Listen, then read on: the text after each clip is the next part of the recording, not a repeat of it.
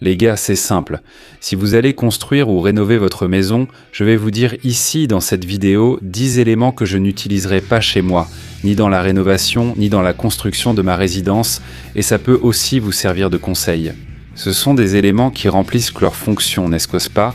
Ils ont leur utilité dans votre maison, mais certains d'entre eux ne sont pas esthétiques, et d'autres divisent les avis. Il y a des gens qui aiment, d'autres qui n'aiment pas, et ça vaut vraiment la peine qu'on en discute ici maintenant dans cette vidéo. Je veux que tu restes ici avec moi maintenant, d'accord, pour échanger sur ces 10 éléments que je n'utiliserai pas chez moi lors de la rénovation. Par exemple, si je vais rénover ma cuisine, ma salle de bain, mon salon, ces 10 éléments ici n'entreraient pas dans ma liste de produits à installer chez moi, d'accord? Si le sujet t'intéresse, je te demande juste une chose, d'accord? Abonne-toi à notre chaîne si tu n'es pas encore abonné, d'accord? Et aime cette vidéo. Laisse ton like pour nous donner un coup de main ici, d'accord? Salut tout le monde, comment allez-vous? Tout va bien? Bonjour, je suis Edipo Kléber et cette vidéo est là pour te donner des options, d'accord? Des conseils que tu peux utiliser avec ces éléments dont je vais te parler ici pour la rénovation de ta maison. En aucun cas, je ne veux t'imposer quoi que ce soit du genre « utilise ça et tu auras du succès ». N'utilise pas les autres, en aucun cas, d'accord les amis, pour l'amour de Dieu. Comme je le dis toujours dans les autres vidéos, tout ce que je t'apporte ici, c'est pour essayer de t'aider à choisir les éléments de décoration, les produits que tu vas installer chez toi de la bonne manière en te proposant des options. Donc avant tout, je ne veux pas créer de confusion, je ne veux pas créer de disputes, je veux apporter des solutions et t'aider à choisir correctement les éléments de décoration fonctionnels pour ta maison. Et le premier élément que je vous apporte ici, c'est la bonde carrée traditionnelle, ce petit carré qu'on trouve dans notre salle de bain, surtout dans la zone de la douche. C'est le type de bonde de douche que tout le monde utilise et il remplit bien sa fonction, je ne vais pas mentir. Cependant, je choisirai cette bonde clic-clac, qui en plus d'être très fonctionnelle, est aussi très jolie. Ne retirez pas votre bonde de douche juste parce que je vous donne ce conseil ici, d'accord les gars, pour l'amour de Dieu. Même si cette bonde à clic est vraiment pas chère, vous pouvez le remplacer et peut-être même pas besoin de changer le support qui est scellé dans le sol. Vous retirez le cache et installez la bonde à clic. Vous souhaitez savoir quel article? Ici, ce que je n'utiliserai pas dans la rénovation de ma maison, que je n'achèterai pas si je devais refaire le sol de ma salle de bain par exemple, ou le petit siphon, c'est la bonde traditionnelle, celui qui a la petite grille, celui qui a le petit tamis en aluminium, en inox, bref, je ne l'utiliserai pas. Je mettrai cette bonde à clic qui, en plus, quand vous appuyez dessus, il s'ouvre tout autour, l'eau s'écoule parfaitement, c'est vraiment super. Il y a la grille, il ne faut pas oublier de mettre la grille en dessous pour éviter que les cheveux passent, la saleté et tout le reste, les coléoptères, les insectes, ce genre de choses. Vous avez un siphon très sympa, surtout pour une salle de bain commune que tout le monde utilise. Vous n'avez pas de toilette invitée, mais une salle de bain sociale, non ? Alors, mettez cette petite bonde à clic. Bien sûr, il coûte un peu plus cher que le siphon traditionnel, mais ça vaut vraiment le coup. C'est un article pas cher que vous pouvez utiliser chez vous, dans votre salle de bain, et pas seulement dans la salle de bain, mais aussi dans la buanderie, sur la terrasse, vous pouvez l'utiliser. Il y en a de plusieurs couleurs, noir, doré, marron, bronze, blanc, vous pouvez en utiliser de différentes couleurs, et en plus de remplir sa fonction, c'est aussi très esthétique sur votre sol. Le deuxième élément ici que je trouve absurde comme choix de décoration, le spot au-dessus de la télé.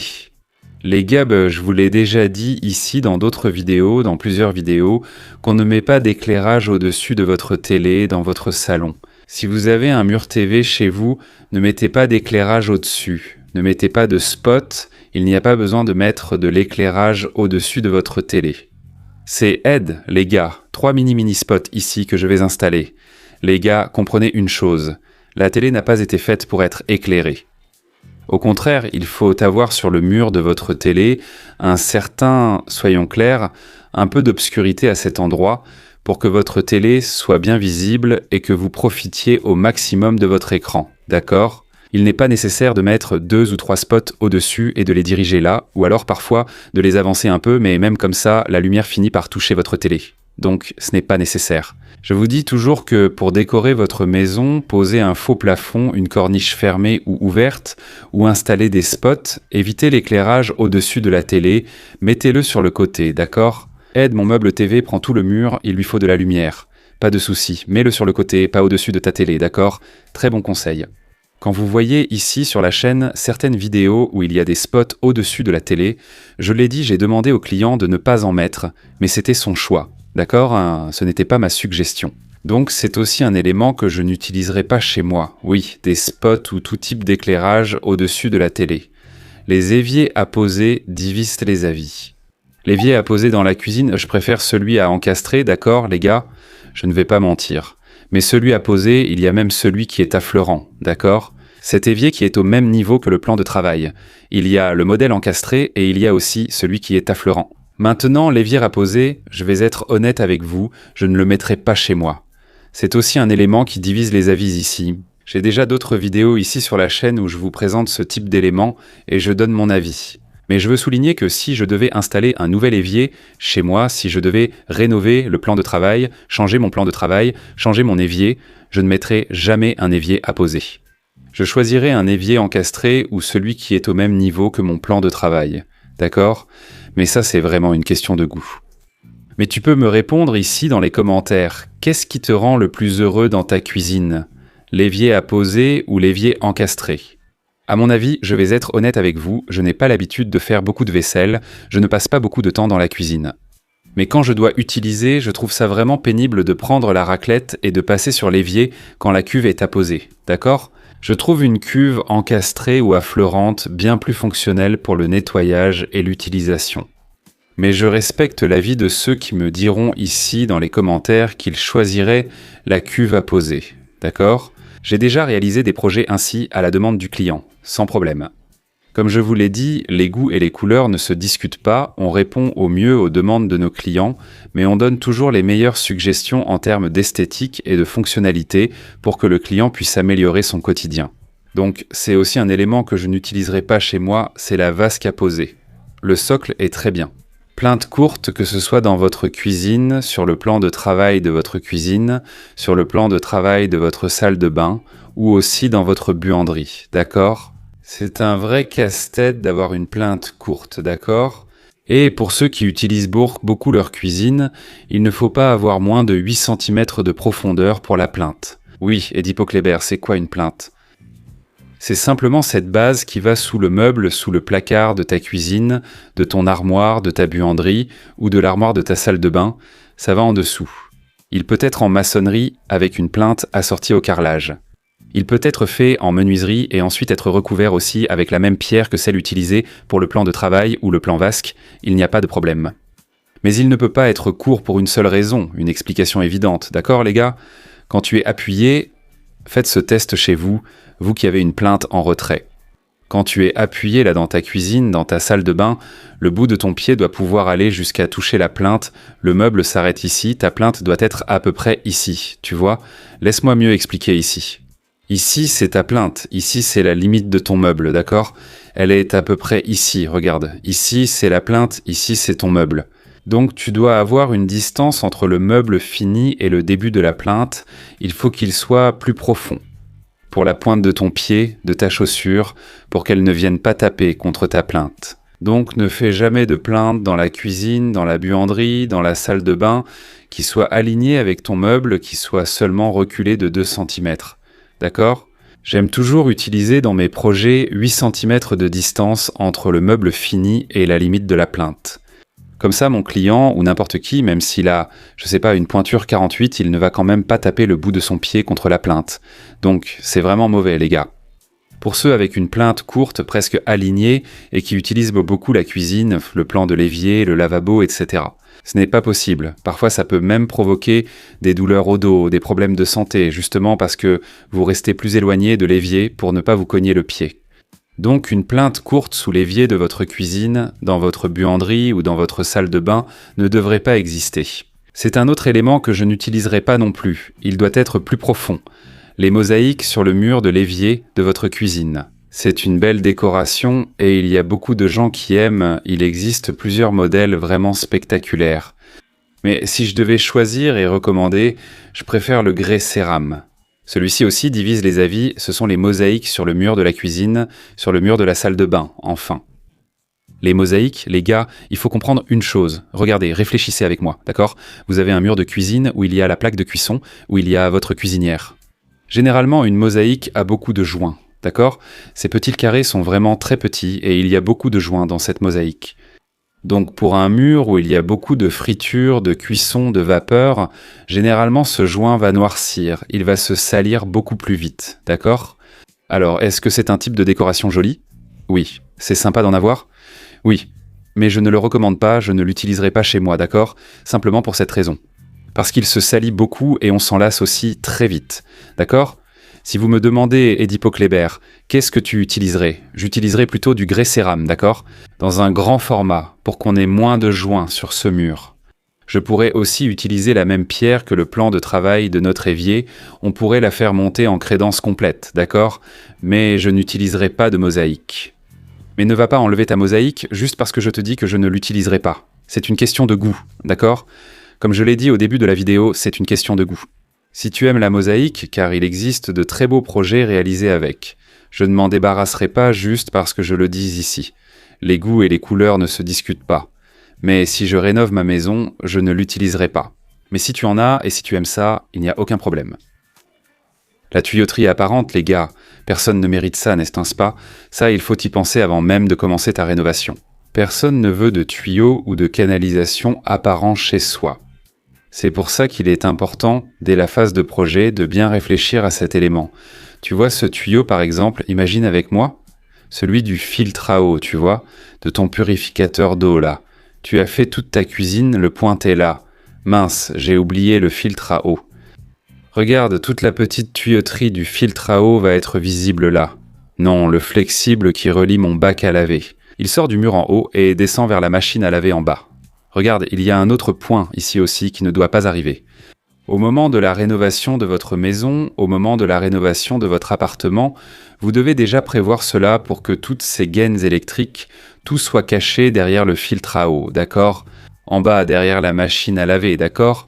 Personne ne mérite d'avoir une cuisine magnifique, spectaculaire et d'avoir les tuyaux apparents. Je ne ferai pas ça. Vous devez penser à cet élément à l'avance et faire en sorte que ce genre de situation n'arrive pas au moment où vous rénovez votre maison ou votre appartement. Un comptoir haut sur l'îlot de votre plaque de cuisson. Alors, vous pensez que ça vaut le coup d'en avoir un ou pas? Il y a des gens qui aiment et d'autres qui n'aiment pas. Moi, je préfère sans comptoir, d'accord? Sans ce comptoir haut, et je préfère mettre en valeur l'îlot de ma plaque de cuisson. Il y a des projets où c'est sympa d'avoir un comptoir haut. Vous avez le comptoir au niveau de votre évier, à environ 90 cm, puis vous montez ici une crédence et vous faites ce comptoir plus haut, vous mettez ces tabourets, ces bancs-là. Ça rend bien. Il y a des projets où ça marche très bien. Il y a des gens qui utilisent beaucoup ce type de comptoir, n'est-ce pas? Chez eux, dans leur appartement. Mais moi, je ne l'utiliserai pas. Je ne vous recommanderais pas de faire ce genre de comptoir dans un projet. Pourquoi? Pour une raison simple, d'accord? D'abord, vous avez votre comptoir directement là, devant votre plaque de cuisson. Je trouve ça déjà un peu dangereux. À moins que votre îlot soit très large et la plaque de cuisson éloignée. C'est le premier point. Deuxièmement, si vous avez déjà une belle table à manger chez vous, pourquoi perdre de l'espace dans votre cuisine en créant un comptoir plus haut, alors que vous avez déjà une très belle table à manger juste à côté de ce comptoir? D'accord? On économise de l'espace dans la cuisine sans faire de comptoir haut. On va faire un îlot sympa, un comptoir, un beau plan de travail pour la plaque de cuisson, et on va mettre en valeur notre table à manger au lieu d'utiliser un comptoir plus haut. D'accord? Donc ça aussi, c'est un autre élément que je n'utiliserai pas dans un nouveau projet chez moi et que je partage ici avec vous. Portes en verre sur les placards de la cuisine. Alors les amis, je sais que beaucoup d'entre vous ne seront pas d'accord avec moi. D'accord? C'est vraiment magnifique d'avoir des portes de placards de cuisine en miroir, n'est-ce pas? Ces miroirs qui imitent le bronze, l'argent, l'or, c'est vraiment stylé. Mais je vois beaucoup de gens se plaindre que la moindre vapeur de la cuisinière tache tout, ça salit tout. C'est un avis personnel que je veux maintenant partager avec vous, d'accord? Dans ma cuisine, je vais rénover ma cuisine, je veux tout refaire à partir de zéro, je vais tout changer. Je n'utiliserai pas d'armoires avec des portes en miroir, que ce soit bronze, doré, argenté, n'importe quel type de miroir. Je n'en utiliserai pas, d'accord? Je préfère mettre en valeur la menuiserie, la finition du bois. C'est mon avis personnel, d'accord les amis? Mais si vous aimez, il n'y a aucun problème, comme je l'ai déjà dit ici. Il y a des personnes qui me le disent ici quand je présente des projets de nos clients sur la chaîne. Il y a beaucoup de clients qui aiment la menuiserie avec des miroirs, et il n'y a aucun problème, d'accord ? Mais je vois beaucoup de gens dire « Oh là là, Ed, moi je ne mettrai pas de miroir sur mon placard, là dans ma cuisine. » Parce que franchement, je fais toutes sortes de cuissons ici, il y a de la vapeur et tout ça. Tout devient taché, tout devient sale, il y a de la graisse. C'est difficile à nettoyer et tout le reste. Donc je suis d'accord avec ces personnes. Mais je ne peux pas nier que c'est une très belle décoration dans la menuiserie, d'accord ? C'est spectaculaire d'avoir une cuisine avec des miroirs sur les portes de vos placards. Mais moi personnellement, je préfère mettre en valeur la menuiserie. Et je n'utiliserai pas de miroir sur mes placards. Les gars, qu'est-ce que vous me dites maintenant du robinet de cuisine à ressort ? Ça, c'est sûrement une question difficile, non ? Et toi, tu utiliserais un robinet de cuisine à ressort ? Ou tu choisirais un modèle qui vient déjà avec un filtre, par exemple, ou bien celles qui sont fixes sur le plan de travail de ta cuisine ? Le robinet de cuisine à ressort. Il y a beaucoup de gens qui aiment, non ? Ceux qui font cette belle courbe, ces énormes modèles. C'est vraiment joli, c'est top. Je sais que c'est super sympa. Tu la détaches, tu vois, tu peux laver tout l'évier. Bref, c'est vraiment beau, d'accord ? Je ne vais pas vous mentir là-dessus. Mais moi, personnellement, Edipo Kléber, d'accord ? En tant que concepteur, en tant qu'architecte, en tant que décorateur, je vais toujours proposer à mes clients un robinet fixe sur le plan de travail. D'accord ? Parfois, il existe certains modèles qui ont même un filtre intégré, d'accord ? Je ne vais pas mentionner de marque ici, mais il y a plusieurs marques qui existent déjà avec des filtres. Elles remplissent pas très bien leur fonction, d'accord ?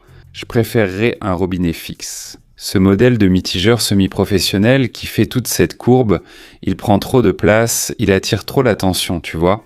Il se fait remarquer, pour parler plus franchement avec vous, le mitigeur semi-professionnel dans votre cuisine, sur votre terrasse, il se fait remarquer. Elle s'impose, elle vient vers vous et dit « C'est moi la patronne ici. C'est moi qui décide sur ce plan de travail. » Donc, elle prend toute la place dans la déco. Mais je vous le dis, c'est un robinet spectaculaire, très beau, ça vaut la peine d'en avoir un chez vous. Mais moi, je n'utiliserai pas un mitigeur semi-professionnel de ces modèles chez moi. Je prendrai un modèle plus simple et fixe à poser sur le plan de travail. Et pour finir, les gars, on sait que la hotte est un élément très fonctionnel et pratiquement indispensable dans notre cuisine. Mais il n'est pas nécessaire que ce soit cet objet qui prenne toute la place dans la déco dans votre cuisine. Voici un autre point. Si vous vous trompez, vous le regretterez vraiment. Une hotte, c'est très cher, d'accord ? On commence déjà à parler de plus de 3000 réés selon la puissance et le modèle. Il y a des modèles qui dépassent les 10 000, 15 000 réés. Et c'est un produit qui n'a pas besoin d'être ce gros machin, disons-le comme ça, très ouvert, à installer dans votre cuisine, d'accord ? Il existe des modèles de hotte, puisque vous allez l'installer chez vous, qui sont plus épurés, des modèles ronds, plus fins, plus discrets, que vous pouvez placer au-dessus de votre plaque de cuisson, Elle remplira très bien la fonction de hotte dans votre cuisine. Et elle n'a pas besoin d'être grande, elle doit être plus discrète, d'accord les amis ? La hotte, à mon avis, peut tout à fait être un objet décoratif, sympa, beau, élégant. Mais elle ne doit pas prendre toute la place dans la déco de votre cuisine, parce que c'est un objet qui va descendre du plafond et qui risque tout à coup de cacher une décoration derrière elle, là dans votre cuisine, d'accord ? Soyez donc attentifs lors de vos recherches et du choix de la hotte à installer chez vous. D'accord ? Ça vaut aussi bien pour la hotte îlot, celle qui est au milieu de votre cuisine, que pour celle qui est contre le mur. Optez pour une hotte plus épurée, on va dire comme ça. D'accord, les amis ? Donc il y a 10 éléments que je n'utiliserai pas chez moi, que je ne mettrai pas si je devais rénover, construire ou remplacer. Je n'utiliserai pas ces 10 éléments dont je vous ai parlé pour la rénovation de ma maison. J'espère que ces conseils que je vous ai donnés ici vous apporteront des options. D'accord ? Je vous apporte des alternatives. Ne démolissez pas votre mur juste parce que j'ai dit que la mosaïque n'est plus à la mode. Je n'en mettrai pas, mais si vous en avez, c'est très bien. Ce que je vous apporte ici, je veux le souligner encore une fois, ce sont des options. Je vous apporte des options, des conseils que moi je n'utiliserai pas chez moi, et peut-être que vous allez vous identifier à moi et dire « Oui, Edipo Kléber, je suis d'accord avec toi, ça valait le coup. Merci beaucoup d'avoir apporté ce contenu, cette vidéo pour m'alerter, pour me donner ce conseil ici. » Et j'en profite déjà pour vous demander de liker maintenant si vous êtes arrivé jusqu'ici dans cette vidéo. Aimez cette vidéo, d'accord ? Laissez un j'aime, commentez ce que vous utiliseriez ou non parmi ces 10 éléments dont je vous ai parlé, et abonnez-vous à notre chaîne si vous n'êtes pas encore abonné. D'accord les amis ? Que Dieu vous garde, à la prochaine vidéo.